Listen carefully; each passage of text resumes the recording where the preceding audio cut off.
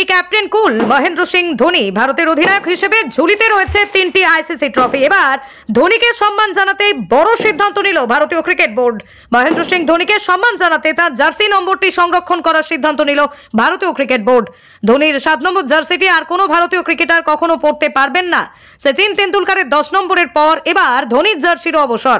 ভারতীয় cricket board ইতিমধ্যে ক্রিকেটারদের জানিয়ে দিয়েছে যে ধোনির জার্সি নম্বর আর কেউ পরতে পারবেন না।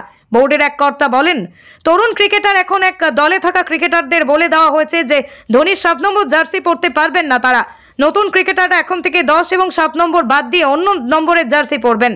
ধোনি ভারতের হয়ে শেষ ম্যাচে খেলেছিলেন 2019 সালে। 2020 সালে আন্তর্জাতিক ক্রিকেট থেকে অবসর নিয়েছেন তিনি। এই মুহূর্তে 7 নম্বর জার্সি ক্রিকেটারদের জন্য রয়েছে। বোর্ডের এই কর্তা বলেছেন, এই মুহূর্তে 60টি নম্বর রয়েছে ভারতীয় ক্রিকেটারদের জন্য। তার সংযোজন যারা ভারতীয় দলে রয়েছেন তারা ছাড়াও যেসব ক্রিকেটার ভারতীয় দলে ঢোকার লড়াইয়ে রয়েছেন তারা এই 60টি নম্বরের থেকে নিজেদের জার্সি নম্বর বেছে নিতে পারবে। যদি কোনো ক্রিকেটার দল থেকে বাদ পড়ে যায় তাহলেও আমরা তার জার্সি নম্বরটি কাউকে দিয়ে দিই না। অভিষেকের সময় একজন ক্রিকেটারের কাছে প্রায় 30টা নম্বর থাকে বেছে নেওয়ার জন্য।